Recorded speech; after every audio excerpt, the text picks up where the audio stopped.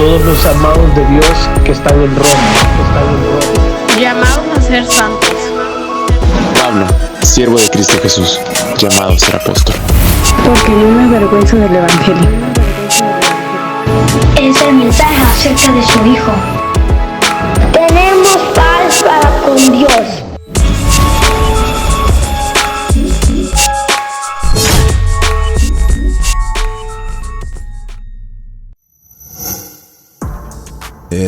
Tengo desde ayer que prácticamente no hablo. Mi esposa feliz, mis hijos felices, yo creo, pero aún así todavía estoy batallando mucho con la respiración y con la tos, así que como estoy utilizando un formato diferente de grabación, porque ya hemos tenido muchos conflictos con el formato anterior, hasta ahora que cambiemos de serie vamos a poder resolverlo.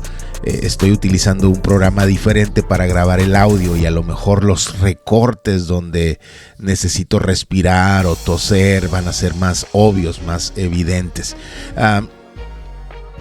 Yo quiero mostrarles algo que a mí me emociona de las escrituras y que siempre hace que yo me pierda. Estoy analizando con ustedes Romanos y me viene a la mente pasajes como Deuteronomio 9, que a mí me fascina Deuteronomio 9, porque en Deuteronomio 9 encontramos varias capas de historias contándose al mismo tiempo. Es cuando Dios le está diciendo al pueblo a través de Moisés: los voy a meter a la tierra que les prometí. Pero en esa historia, en Deuteronomio 9, encontramos a Dios diciéndole al pueblo: pero no entran aquí porque ustedes son buenos, no entran aquí porque ustedes sean especiales, no entran aquí porque ustedes hagan bien las cosas, que es muy parecido a lo que hemos estado estudiando de Romanos, de cómo Dios nos escogió, pero no por nuestros méritos. Y Dios le dice a Israel eso porque ese ha sido el mensaje desde el principio. No fuimos seleccionados por nosotros, por nuestro anhelo, por nuestra voluntad, por nuestra decisión, por nuestro comportamiento. Fuimos seleccionados por su misericordia. Y en Deuteronomio 9 Dios está tratando de dejar eso en claro. Y en medio de eso Dios les hace el recordatorio a través de Moisés que a pesar de que Él los escogió, ellos seguían siendo un pueblo rebelde. Un pueblo con el que Dios tuvo que trabajar una y otra vez, y ellos insistiendo en tropezarse, en rebelarse, en ser duros y difíciles. Y yo creo que es un anuncio de nuestro crecimiento en Cristo, que a pesar de que fuimos amados por Dios de esa manera tan asombrosa, tan maravillosa, nosotros seguimos a veces portándonos con Él y rebelándonos a Él como si no estamos conscientes de lo que costó nuestra salvación, como si no entendemos lo que significó que Dios hubiera puesto sus ojos en nosotros y el anhelo de salvarnos, entregar a su propio Hijo y ofrecerlo para nosotros, por nosotros, y justificarnos en Él. Y en Deuteronomio 9 utiliza varias veces el término que no fue por su justicia, sino por la justicia de Dios, que Dios les entregó esa tierra que les había prometido. No se las prometió porque eran buenos, sino porque Dios escoge a quien Él quiere. Y esa es una historia maravillosa, pero ahí mismo vienen otras historias ahí como capas, y entonces estoy leyendo Deuteronomio 9 para mencionarlo en este video, y luego leo la lista de las naciones que Dios expulsa, y entonces ahí es donde comienzan mis conflictos a la hora de estudiar la palabra, porque luego me pierdo en medio de circunstancias como esas, porque ahí en Deuteronomio encontramos pasajes que Dios, y no solo ahí en otros encontramos muchos pasajes que Dios expulsa delante del pueblo a varias naciones, y hace una lista en varios pasajes en Éxodo, en Deuteronomio, en Josué, en Jueces. Menciona a los cananeos, los hititas, los amorreos, los fereceos, los heveos y los jebuseos. 6 naciones que Dios expulsa delante de ellos. Y luego en pasajes como en Éxodo 13 no menciona a los fereceos cuando hace la lista, y en Josué 11 no menciona a los heveos cuando hace la lista. Y ahí en Josué 11 encontramos por qué, porque nos dice que Josué había hecho un pacto con los heveos para no agredirlos, y entonces los heveos fueron retirados de esa lista. Y por eso en Esdras, cuando leímos Esdras, no le dediqué tiempo y ya lo traía en la mente este estudio, y al regresar a Deuteronomio vuelve a reaparecer y vuelvo a estudiar la lista que aparece en Esdras y en Esdras 9. No aparecen los heveos tampoco, pero en Esdras 9 aparecen los amonitas y los moabitas, y aparecen también los egipcios, y entonces en Nehemías incluye al jergueseo, que otras listas de la Biblia también lo incluyen en esas, además de esas 6 naciones que originalmente les leí. Y en Nehemías 9 no incluye al heveo tampoco. En Primera de Reyes no se mencionan a los cananeos. Segunda de Crónicas 8, Primera de Reyes 9, Segunda de Crónicas 8 no se mencionan a los cananeos, y en Deuteronomio 7, Josué 3 y Josué 24 menciona las 6 naciones, pero agrega también a los jergueseos.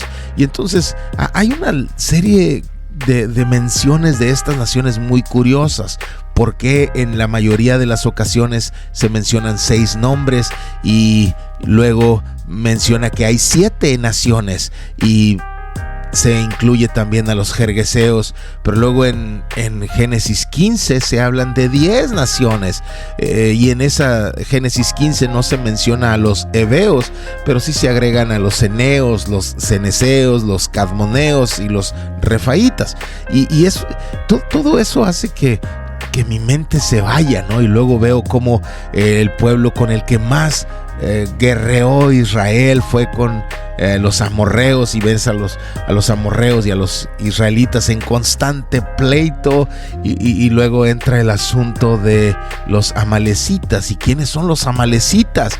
Y si son los mismos que los amorreos, o son además de los amorreos los hijos de Amalek. Y viene este pleito, este debate, y luego en Jueces 10 se menciona también a los egipcios, a los amorreos, a los amonitas y a los filisteos en la lista. Y esos son datos que deben ser importantes, porque en la Biblia leemos los nombres de los pueblos y no entendemos que en muchos casos, como hace rato mencionaba, los refaitas son los gigantes, ¿okay? Son personajes que en muchas partes de la Biblia el mismo término, los Refaim, los traduce como gigantes, y así los entendemos. Y también habla de los Anakim, los hijos de Anac, y que eran gigantes.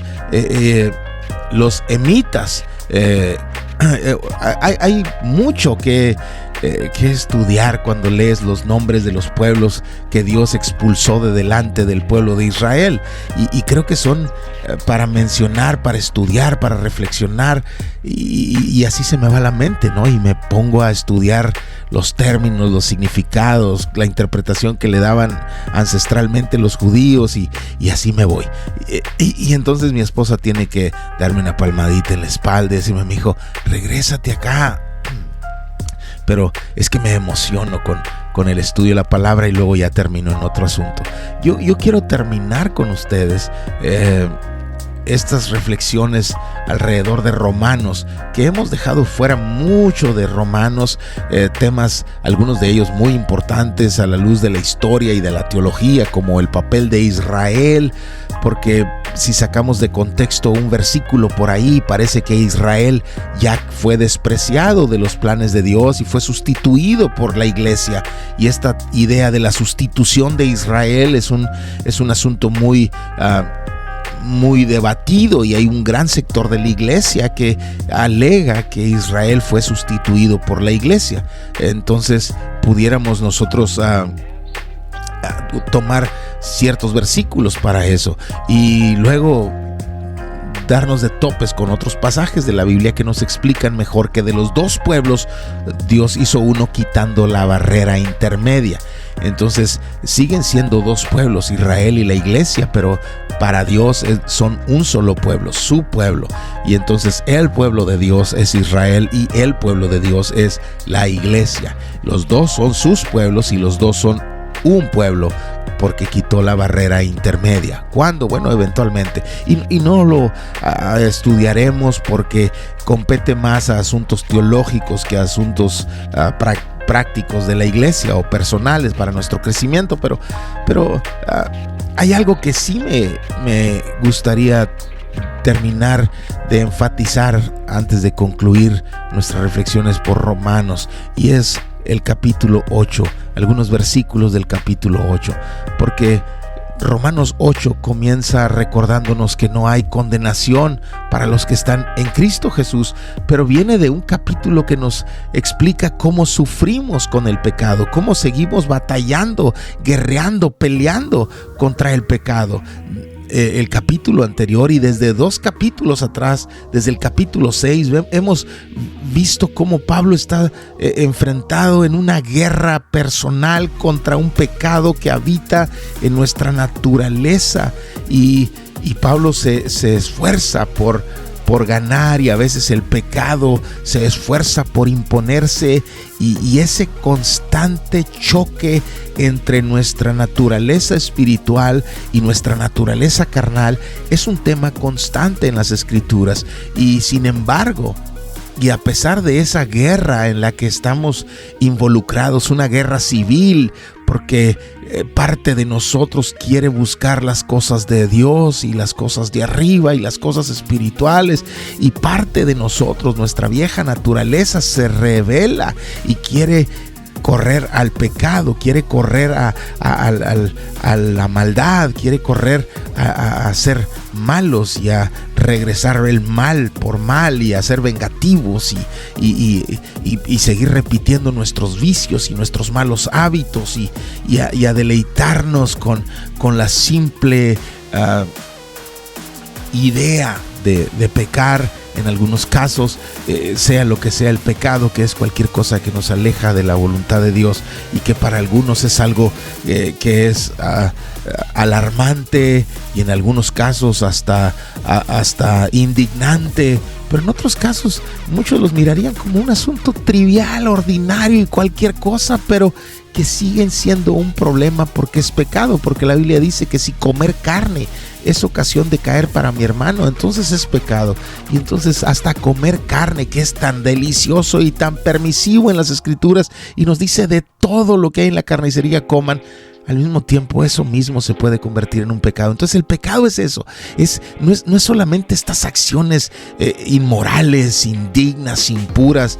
No, a veces son situaciones ordinarias, sencillas, simples, pero que nos alejan de la forma, del lugar, de lo que Dios quiere hacer en nosotros, o a través de nosotros, o con nosotros, y eso es el pecado, y estamos en medio de esta lucha constante, y ahí es donde comienza Romanos 8.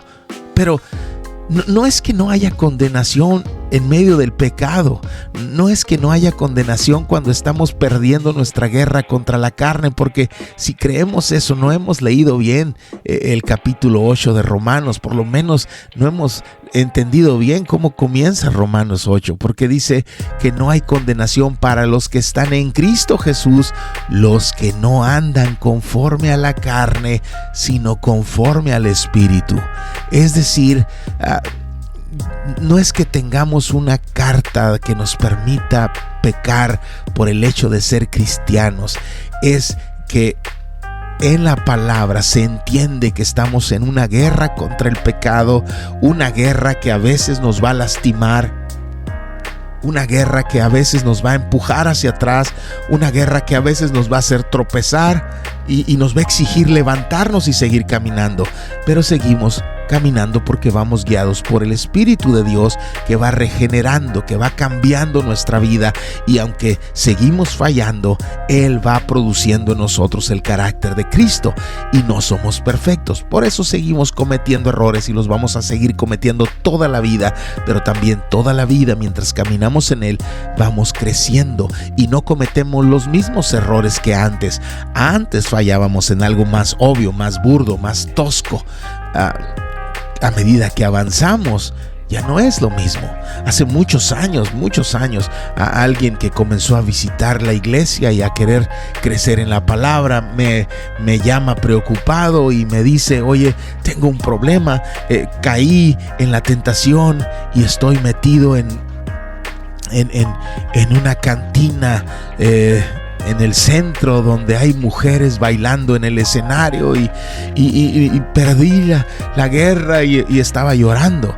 Y entonces le dije: mira, cálmate, salte de ahí. No, es que ese no es el único problema. Mi problema es que cuando perdí la guerra, le hablé a algunas personas de la iglesia y vinieron a sacarme de aquí, pero aquí están conmigo. Ahora, los que estaban ahí no estaban ahí para quedarse, estaban ahí para llevárselo, pero estaban ahí. Y entonces, ¿qué hace gente de la iglesia en esos lugares?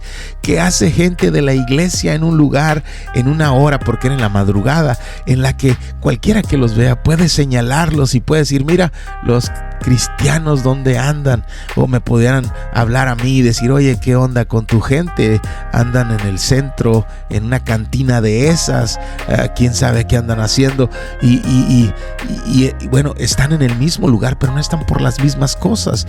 Y alguien de los que fue me dijo: de verdad, yo me la pasé viéndome los zapatos, porque Dios me sacó de ahí y yo batallé mucho al principio y ya no quiero regresar, pero luego este hermano nos hace que vayamos por él.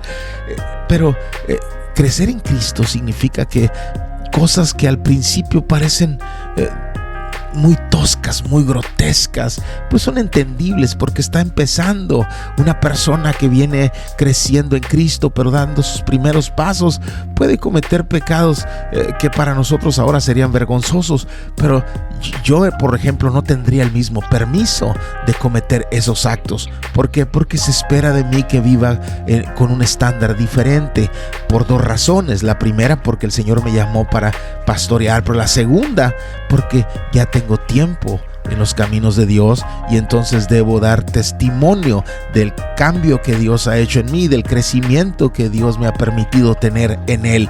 Y entonces tengo que mostrar cómo mi vida puede exhibir que hemos crecido en fuerza, que hemos crecido en áreas de ella donde en algún momento hubiéramos perdido, y ahora ya no son guerras que nos quiten el sueño, porque han sido selladas con victoria. Pero siguen habiendo otras áreas en las que batallamos.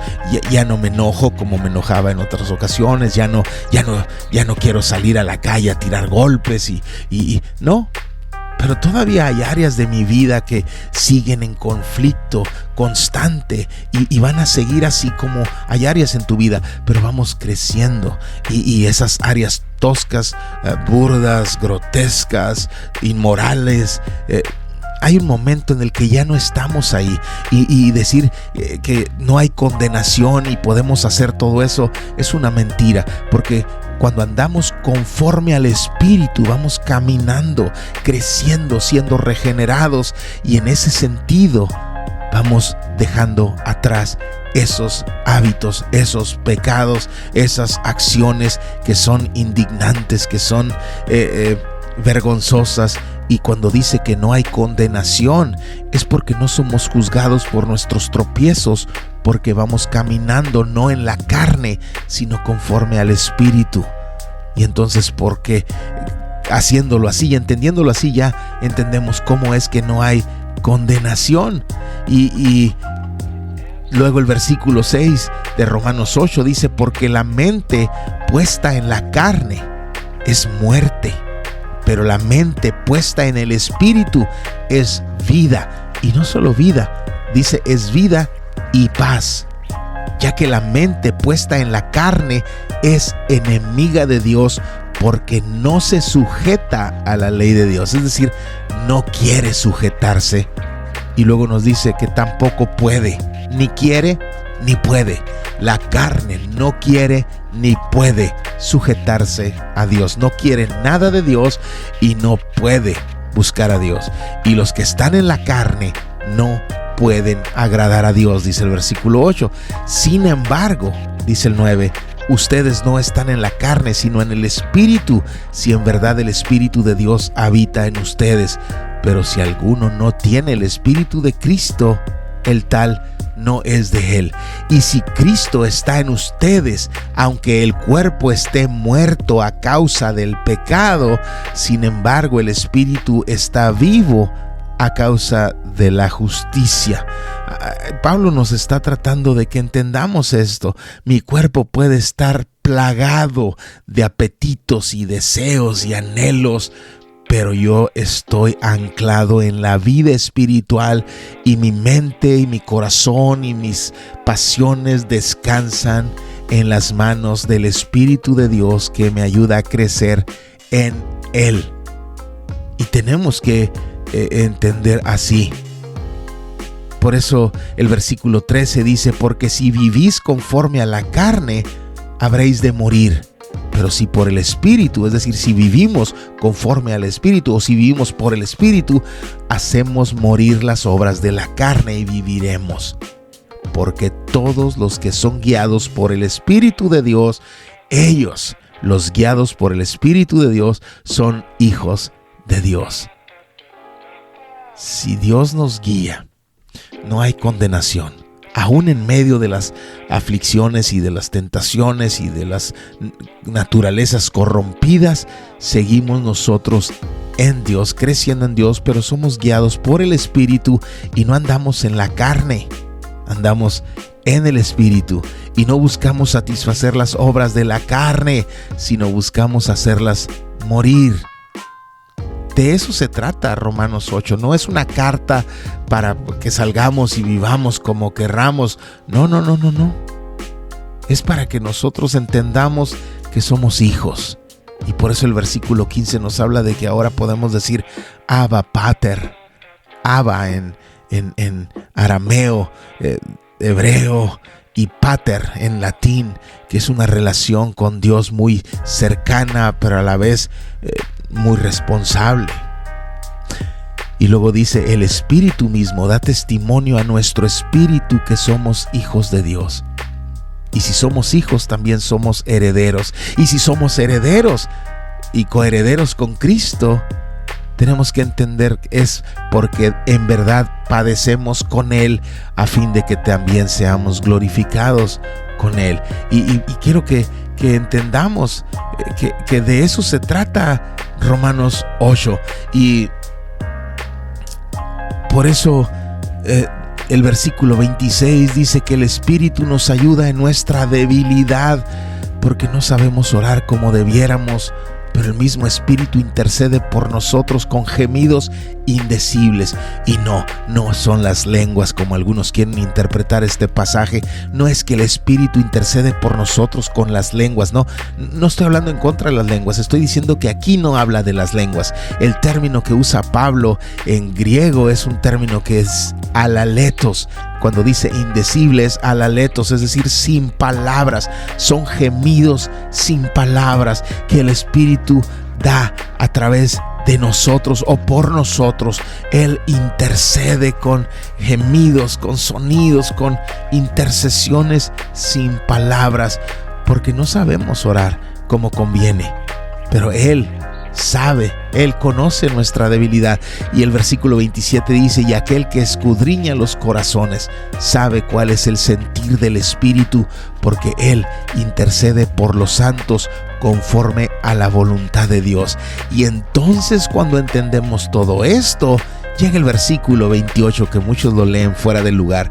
Viene acompañado de todo esto, de nuestra guerra contra el pecado, de nuestra victoria sobre el pecado, de nuestra vida sometidos a la guianza del Espíritu Santo y a levantarnos de nuestras fallas y a seguir caminando, porque el Espíritu nos conduce y no la carne. Y entonces, en medio de la guerra, confiar en que el Espíritu intercede por nosotros y que su intercesión es conforme a la voluntad de Dios.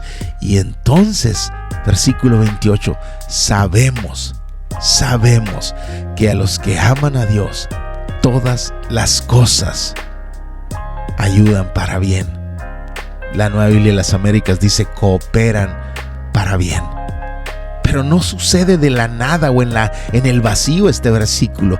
Viene acompañado de esta idea de que nosotros estamos luchando, peleando y siendo fortalecidos por el Espíritu, siendo dirigidos por el Espíritu, y que el Espíritu mismo intercede por nosotros conforme a la voluntad de Dios.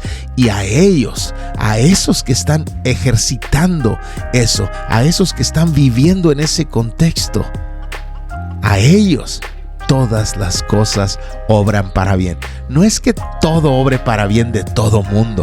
No es que todo obre para bien de todos los que están en la iglesia o aplauden o cantan o se saben un salmo.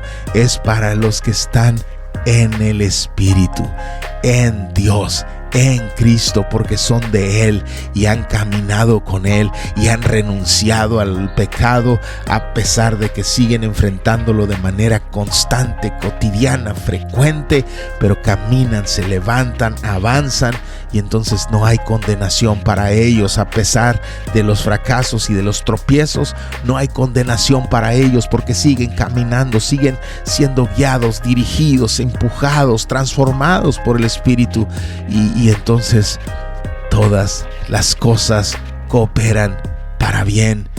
Eso es para el pueblo de Dios, que es genuinamente el pueblo de Dios, no el cristianismo nominal, es decir, no el cristianismo de nombre, sino aquellos que describe el versículo 29, a los que de antemano conoció y que también predestinó a ser hechos conforme a la imagen de su Hijo. A ellos, a esos que el versículo 30 dice que a esos que predestinó también llamó, y a los que llamó también justificó, y a los que justificó también glorificó. Y cuando entendemos todo esto, llegamos al versículo 31. Si Dios está con nosotros, ¿quién contra nosotros? Porque el versículo 32 nos dice que Dios no eximió ni a su propio Hijo, sino que lo entregó por todos nosotros. ¿Y cómo no nos concederá también con Cristo? No fuera de Cristo. Nos dio al Hijo, y con el Hijo nos dio todas las cosas. Y entonces cuando una voz enemiga o la voz del enemigo espiritual principal nos acuse, el versículo 33 dice: ¿quién acusará a los escogidos de Dios? Dios es el que justifica. Oye, pero aquel es un mentiroso. Oye, pero aquel es un flojo.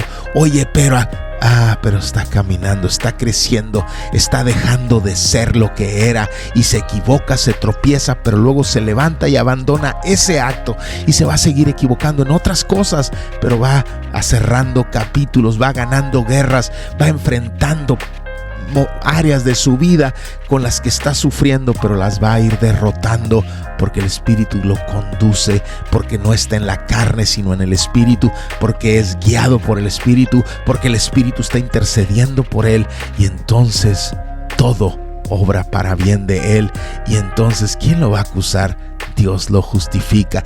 ¿Quién es el que condena? Cristo es el que murió y además resucitó, y además está a la diestra del Padre, y además intercede por nosotros. Así que Pablo nos dice: el Espíritu está intercediendo y el Hijo de Dios está intercediendo. Entonces, versículo 35, ¿quién nos separará del amor de Cristo?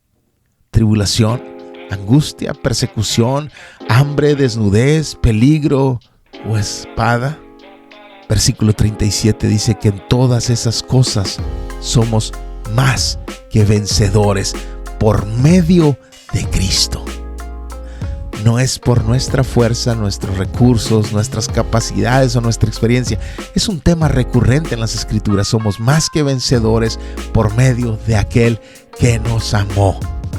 Porque estoy convencido de que ni la muerte, ni la vida, ni ángeles, ni principados, que se refiere a los gobernantes, ni lo presente, ni lo porvenir, ni los poderes, ni lo alto, ni lo profundo, ni ninguna otra cosa creada nos podrá separar del amor de Dios que es en Cristo Jesús, Señor nuestro.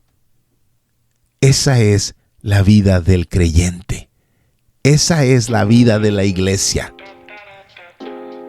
Tropezamos, nos equivocamos y se pueden contar mil cosas desde esa perspectiva, pero no podemos olvidar que nos levantamos, nos sacudimos y avanzamos porque aprendemos, porque estamos en un proceso de reconstrucción, de regeneración, porque Dios comenzó en nosotros una buena obra y la perfeccionará. Entonces, dejemos de sufrir y comencemos a disfrutar el viaje de la mano de Jesucristo, sabiendo que no hay condenación para nosotros, pero sí intercesión por nosotros, consejo para nosotros, guianza para nosotros. Esto es maravilloso de la vida en Cristo, y Pablo nos permite entender eso en Romanos. Señor, te damos gracias por tu palabra.